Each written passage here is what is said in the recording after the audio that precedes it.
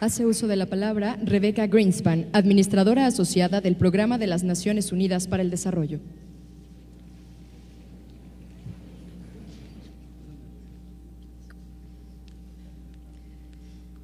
Excelentísimo señor secretario de Gobernación, Francisco Blake, estimado secretario general de la OEA, José Miguel Insulza, estimado presidente del Instituto Federal Electoral, Leonardo Valdés Zurita, señor secretario general de la UNAM, don Sergio Alcocer Martínez de Castro, magistrado José Alejandro Luna Ramos, estimado señor Ramón Plasencia de la Comisión Nacional de Derechos Humanos, señor representante residente del PNUD y coordinador residente de Naciones Unidas en México, Magdi Martínez Solimán, estimados ministros, miembros del cuerpo diplomático, invitados especiales, amigos y amigas. Es un gran privilegio estar con un grupo tan distinguido de personas y ser partícipe de la inauguración de tan importante evento. Antes que nada quisiera agradecer al Instituto Federal Electoral por convocar, junto con la Organización de Estados Americanos y el Programa de Naciones Unidas para el Desarrollo, este foro para reflexionar sobre la democracia de nuestra región. También quiero aprovechar para reconocer el papel que el IFE está jugando a nivel internacional. Es una muestra de la nueva realidad de la cooperación internacional, que ya no se divide entre receptores y donantes, sino en el cual todos tenemos algo que enseñar y que recibir. Para muestra un botón, vengo llegando de Haití, un pueblo extraordinario que ha recibido la solidaridad del mundo entero. México y los mexicanos no se han quedado atrás. Hoy quiero darle las gracias al IFE porque debo confesar que nos hemos robado parte de su personal para poder darle el apoyo electoral a Haití. Y debo confesar que hemos hecho eso con la anuencia del IFE, por lo menos así me lo han hecho saber. Nos hemos llevado a trabajar con nosotros durante este periodo hasta las elecciones a la licenciada Lourdes González. Con su experiencia y entrenamiento está siendo una gran ayuda en el proceso, un proceso tan difícil como el haitiano en el que la OEA está jugando un papel tan relevante también. Muchas gracias al IFE y muchas gracias a México por este apoyo.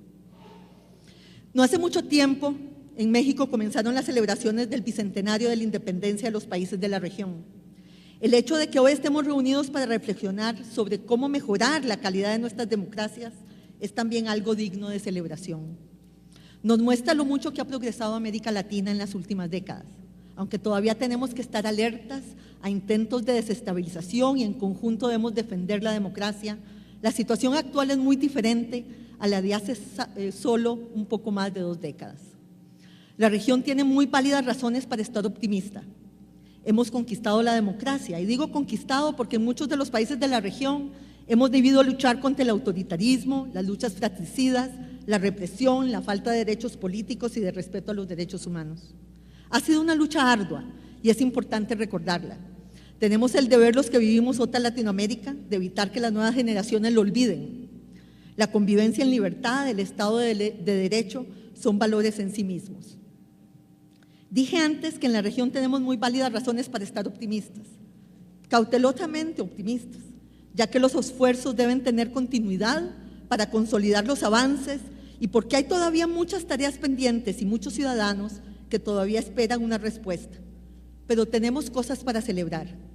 El contexto económico es positivo para la región y se espera que a finales del 2010 el Producto Interno Bruto de la región esté por encima del que teníamos en el 2008, con un crecimiento de entre el 5 y 6% en el año 2010, a diferencia de otras regiones del mundo, tanto desarrolladas como en desarrollo. Si bien la región es heterogénea, las cifras recientes que nos presentan el Banco Mundial y el Fondo Monetario Internacional en el marco de sus reuniones anuales en Washington son alentadoras para la región en su conjunto. Parte de este éxito se debe a las buenas políticas, no solo a las políticas macroeconómicas y financieras, sino a la capacidad de la región de interconectarse sólidamente a los mercados de Asia emergente, a las políticas contracíclicas y a las políticas sociales. Definitivamente la crisis encontró a América Latina mejor preparada y con el espacio y la credibilidad necesaria para ejecutar políticas monetarias, fiscales y sociales que le permitió mitigar parcialmente el shock global. Antes de la crisis, redujo en millones de personas la pobreza y bajó la desigualdad, no solo por los programas de transferencias condicionadas, sino también por las políticas implementadas en el mercado de trabajo y por la expansión educativa. Sin embargo, tenemos muchas áreas y tareas pendientes. La región es la más violenta del mundo si excluimos a los países en guerra. Los niveles de pobreza y desigualdad de la región, a pesar de lo que dijimos antes, son demasiado elevados todavía respecto a su nivel de desarrollo económico. Según la CEPAL, hay alrededor de 71 millones de personas indigentes y 180 millones de pobres en la región, casi un tercio de los latinoamericanos. Y como lo muestra el primer informe regional de desarrollo humano que ha lanzado el PNUD sobre desigualdad, 12 de los 15 países más desiguales del mundo están en América Latina. La región sigue siendo un 18% más desigual que África subsahariana y 36% más desigual que Europa. Y hay una transmisión intergeneracional, no solo de la pobreza, sino de la desigualdad. Es interesante recordar que antes de la intervención del Estado, la desigualdad en Europa y en América Latina es similar. Es la intervención del Estado y su capacidad distributiva post-mercado lo que hace la diferencia. Este exceso de pobreza y desigualdad tiene efectos negativos sobre el crecimiento y la estabilidad democrática. Por un lado, la democracia pone en juego la idea de la igualdad y con altas y bajas la realiza en el plano político electoral. La democracia es políticamente inclusiva, pero al mismo tiempo existen mecanismos de exclusión que entran en tensión con aquella.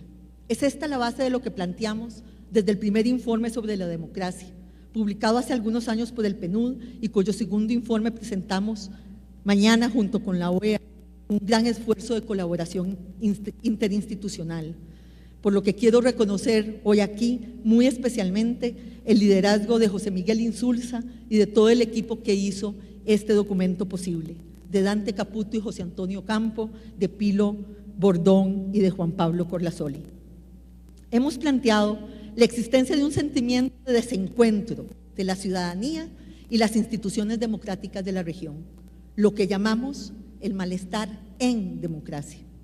Pero como mencioné, América Latina tiene posibilidades reales de resolver sus problemas de desarrollo y de elevar la calidad de su democracia, y debe aprovechar este momento. La discusión sobre cómo hacerlo es lo que este foro pretende motivar y enriquecer, motivar una discusión que cuestione y problematice, sin olvidar lo importante del camino recorrido. Una discusión que profundice sobre la relación que existe entre Estado y democracia, y entre economía y democracia. Una discusión que enriquezca el debate político y con ello obligue a la política a actuar. Afirmar o simplemente creer que hemos ganado definitivamente la batalla por la democracia es un error y es un riesgo, porque si bien el derecho a elegir y ser electo, la libertad de asociación, de expresión y de tránsito, de prensa e información alternativa es fundamental, ese conjunto indispensable de derechos políticos democráticos se apoya en otros derechos civiles y sociales que de ningún modo están efectivamente logrados, al menos universalmente en la región. Para la ciudadanía, la democracia supone un conjunto de derechos y obligaciones más amplio y corremos el riesgo, al descansar en la idea de que ya tenemos democracia, de prestar insuficiente atención a ese otro conjunto de derechos y obligaciones. Debemos recordar que allí donde no rigen extendidamente los derechos de ciudadanía y donde la ciudadanía democrática es tenue, existe una suerte de vacío regulatorio que se llena, como nos ha advertido O'Donnell, con otro tipo de legalidad, particularista, clientelar, patrimonial, siempre informal, que constituye una institucionalidad vigorosa y no necesariamente democrática. La democracia se construye cada día, en las escuelas, en los periódicos, en los espacios públicos, en las cámaras parlamentarias, en los municipios, en la calle y en la casa. Su fuerza radica en la apropiación que cada ciudadano y ciudadana haga de sus valores. No se reduce la democracia a ser un conjunto de reglas para las instituciones. Es la puesta en escena de las libertades, de una convivencia respetuosa de los derechos propios y ajenos. Por eso cada vez que consolidamos la democracia, avanzamos en la libertad y cada vez hacemos avanzar con la libertad la conquista democrática, consolidamos nuestros derechos. Sin embargo, no es la democracia un zócalo inamovible de nuestras sociedades. Ese zócalo puede temblar con grandes sacudidas y puede ser soterradamente corroído hasta minar sus cimientos. No la podemos dar por sentada ni cejar en el empeño de su defensa. Por ello, la discusión central e impostergable sobre el Estado, que está detrás de esa ciudadanía, y sobre qué tipo de instituciones pueden ser eficaces para expandir y garantizar esos derechos y para hacer efectiva universalmente la legalidad. La frágil efectividad de la ley en América Latina, su intermitencia, su discontinuidad territorial, la discrecionalidad en su aplicación, son el correlato de la desigualdad y la pobreza legal. Ese Estado que la ciudadanía necesita es antes que nada un desafío de la política, más precisamente un desafío de la política democrática. Claro está que ello supone recuperar la importancia decisiva de la política y su poder constructivo, porque como hemos aprendido en todos estos años, la política sí importa. En este sentido, creo que en la región ello supondría también que la política se haga cargo de la pluralidad y la diversidad constitutiva de nuestras naciones. El grito de representación, participación e inclusión de nuestras naciones es muy fuerte. La equidad de género, la representación de los pueblos indígenas y de la población afrodescendiente están aquí para quedarse.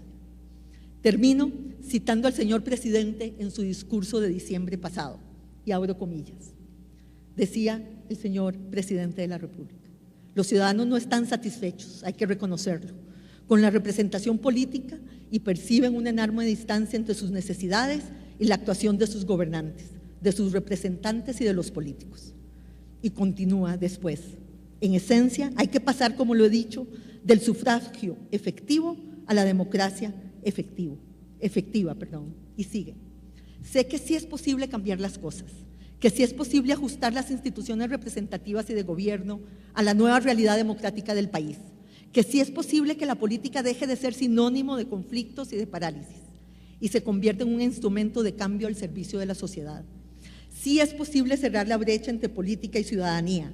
Sí es posible que construyamos entre todos una democracia con instituciones más sólidas, que rindan mejores cuentas, que sean más efectivas y más representativas. En síntesis, reafirmo mi convicción de que sí es posible transformar a México. Cierro comillas. Permítame, señor secretario, que nos unamos al presidente para reafirmar también nuestra convicción de que sí es posible transformar a América Latina. Hemos visto parte de esa transformación en nuestras propias vidas. Tenemos una gran oportunidad por delante. Este es el momento de América Latina, el momento de la consolidación y la mejora democrática, el momento para pasar de ser sociedades divididas por la pobreza y la desigualdad a ser sociedades unidas por las oportunidades y los derechos. Muchas gracias.